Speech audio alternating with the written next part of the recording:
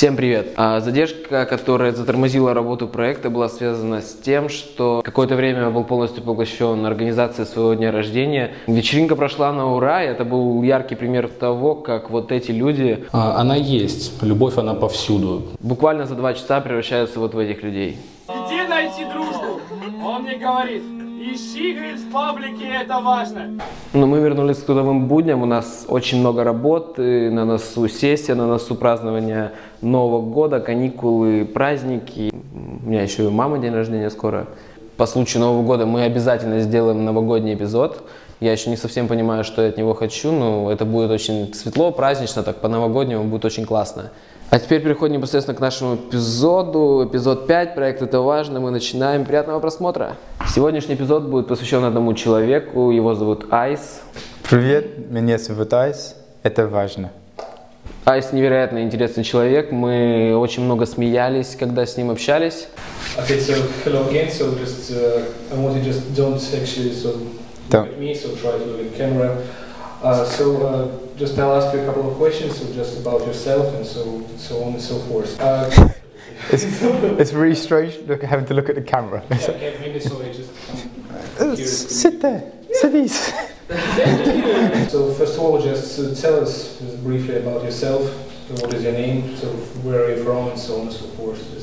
Well, my name's Ice. I'm 28 years old. I come from just outside of London. I've been working over 16 years in the bar. I have 2 children who mean absolutely everything to me. I'm very passionate about the service industry, which is why I'm staying in Vladivostok, not going somewhere else. I have worked almost every country around the world. Cruise ships, guest invitations to work in bars, competitions, this sort of thing. I've chosen to stay in Vladivostok because I believe in Vladivostok. I also have 2 children, but above everything, above work, above pleasure, above girls, my children are the most important things to me. What language do they speak? More languages than me. More than you? Their first language is English, Russian English. Example, I come home, they'll speak English with me straight away. If I come home with a friend, they'll speak English to them. If they're with anybody else, if I'm not there, they'll speak Russian. But thanks to YouTube and the iPad, my son speaks Spanish, French and Japanese. Whoa. I have no idea what he's talking about half the time. What? Is that Russian? No? What language? Oh wait, Japanese symbol. Japanese. He's teaching my daughter as well. So my daughter, she's started to speak Spanish. Hola, papa. What? Hello.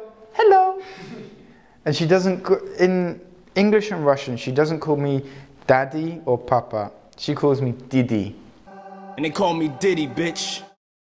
I'm talking to myself. It's like I've been smoking weed again. Damn it. It's okay. What, smoking weed? We're talking about something different. Okay, so back to children. So, yo. Smoking weed's okay. Back to children. Just put aside your weed. So let's talk about children. Okay, and composure. Children. Yes. Children are our future. So yeah. And so what are the plans for them to stay? What future would you wish for them? Just to stay here or to take them?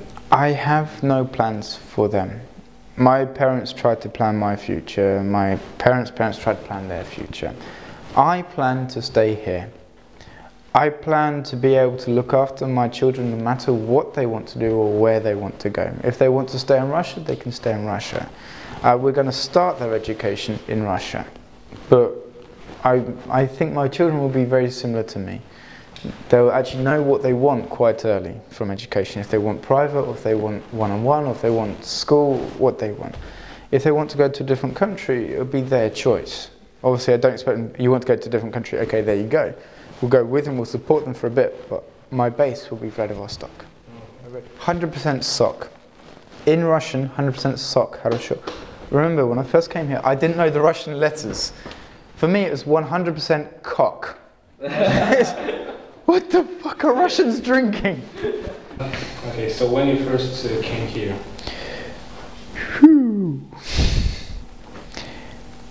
Almost 5 years ago. 5 years ago. And so how it happened so that you appeared in Vladivostok, not in Moscow, in St. Petersburg, and so many? First place I ever went to in Russia was Sakhalin Ostrov, Sakhalin Island.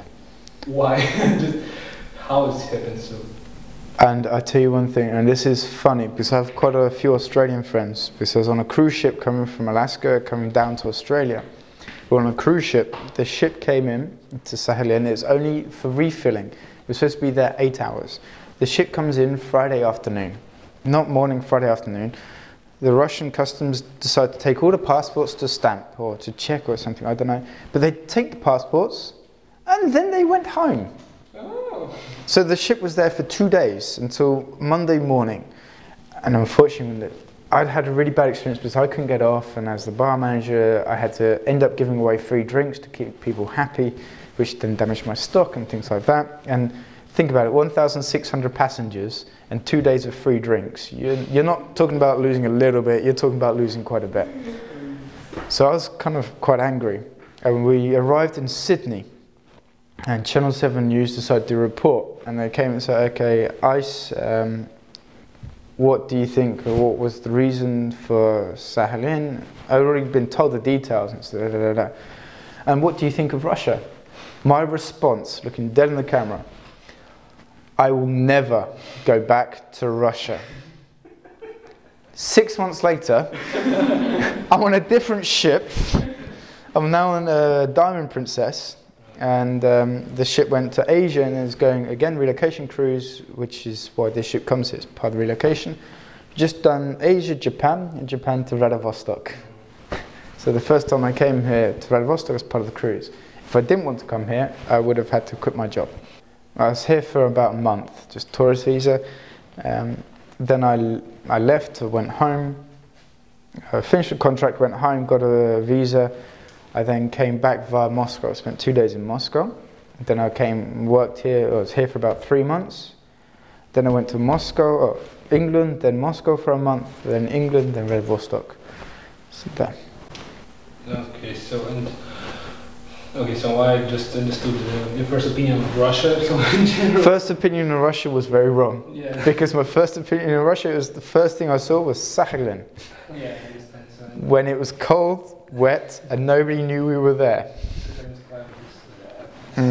Well, the thing was, it was grey. It was grey.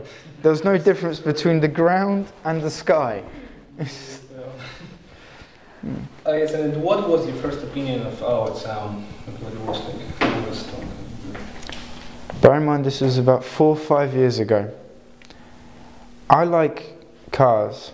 I like sports cars. First thing I thought was, why are there so many big cars? It took me maybe 30 seconds to understand. Yeah, bueno. It's like, holy crap, the roads. And everyone's walking. I'm from Europe, where you have to smile. If you're not smiling, you're sick. In Russia, it's the other way around. You're smiling, you're sick. My own personal opinion, Vladivostok women are the best looking women in the world. I mean, you've got another reason why I'm here. You've got the cross between Russian, which is a good look, and then slightly Asian. Just a very little chick in the eye, and it's. I've never I never just noticed like that. Yeah. Just because we live here for a long time. Yeah, well, so you go out, you look, you'll see a European girl. They tend to be more rounded. They've got a very slight, and they normally emphasize it with eyeliner or something. But it's just that whole. It's just. I do nasty things to her. And that's how I've got 2 kids. Okay, so just you told me that you believe in Vladivostok, and so you're bar maniac, so if I can call it like this. Yeah. And so just as I understood, so your purpose here just like to make some new vision of bar industry. Not new vision, but what is here is okay. but there's no reason why it can't be one of the best in the world. You've got China where you can get the cheap goods, you've got Japan where you can get the quality goods. Now if you mix them two together, you're going to have quite a nice bar. Then you just train the staff, train the personnel to be up to higher than Japanese level. All that takes is just repetition, teaching of the correct stuff, correct information, a lot of practice, and then it gets there.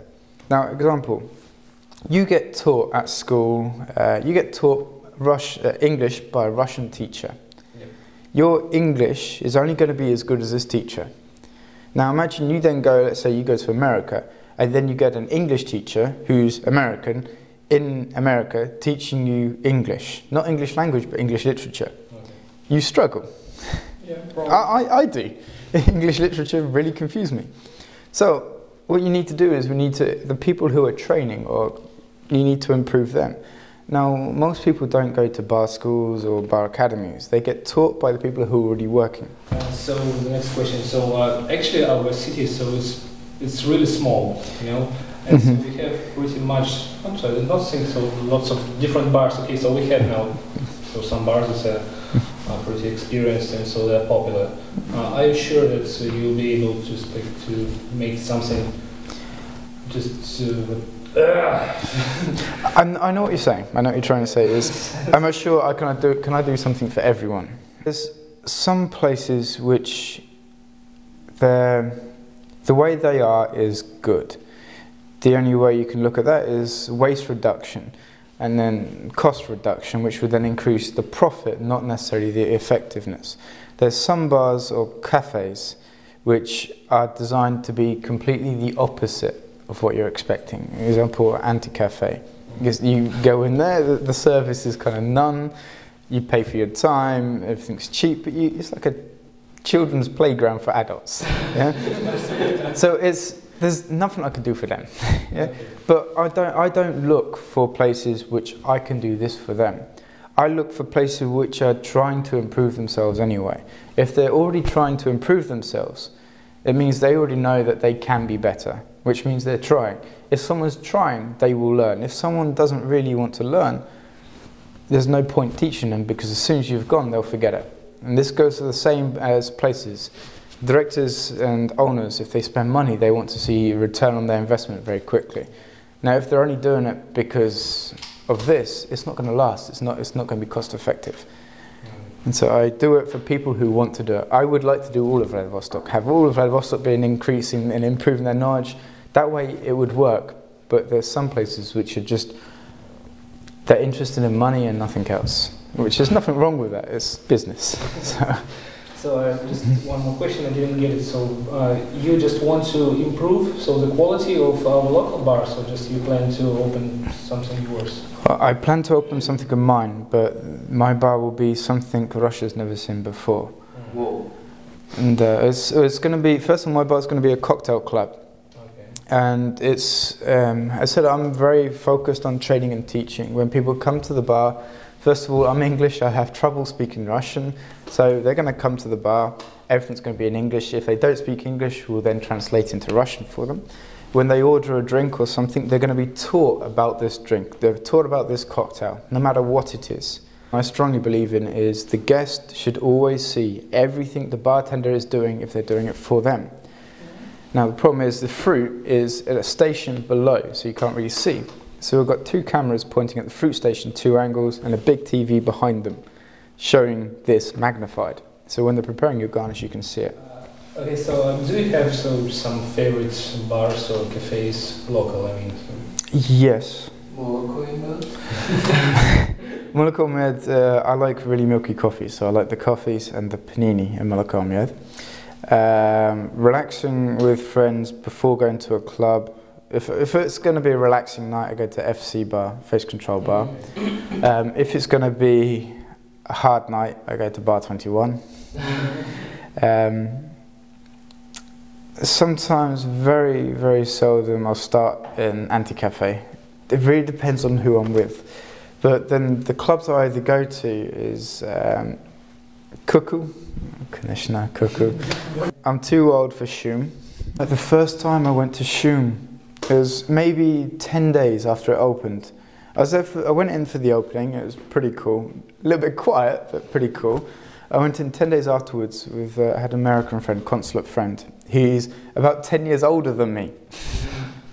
And we walked in, and we're normally used to people giving us attention because English and American. I look English, he looks American. And we walked in. We were getting lots of attention, but not because we were English or American. I feel like their granddad. My friend's going, how do you think I feel? But no, sometimes it's quite cool to go in there. Moomintroll is more of a disco bar. Moomintroll salon come together. Very seldom ghosty. Ghosty, very seldom ghosty. But it depends who I'm with. Yeah. Have you ever heard about a nightclub called Placebo? Placebo, which is now BSB2. Yes. Yeah, that's worse than Shumis. It used to be worse than Shumis. It's such a good place. How old were you when you were there?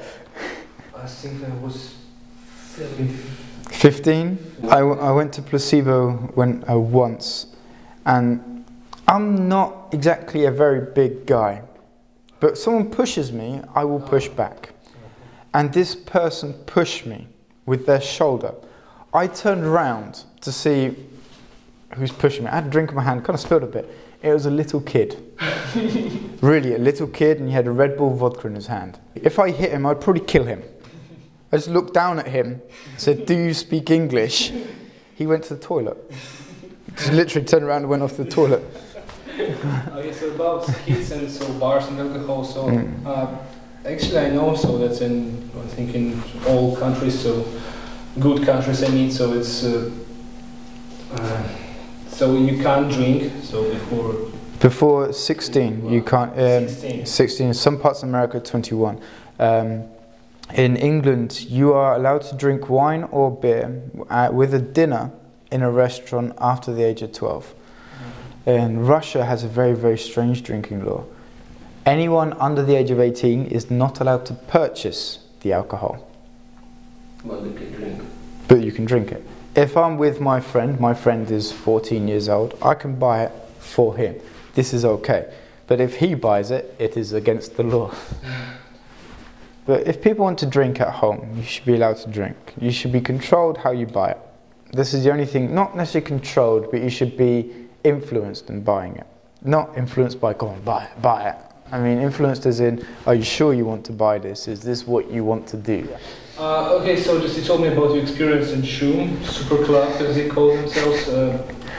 Just like such a question, have you ever came across with some stereotypes, you know, just in Russia, for example, I don't know. For example, all Americans are fat, you know, just like all French. Yes. Yeah, and unfortunately the stereotype I met was not in a club, it was in a police station. In a police station? Yeah. You don't look like a person who... No, the problem was I parked my car somewhere I shouldn't have.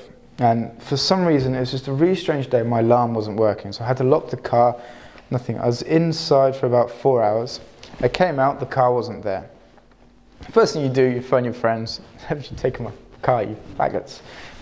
No, we haven't touched your car. So, okay, this is near Davido Stadium. So I walk to the police station. I go in, yes, we have your car.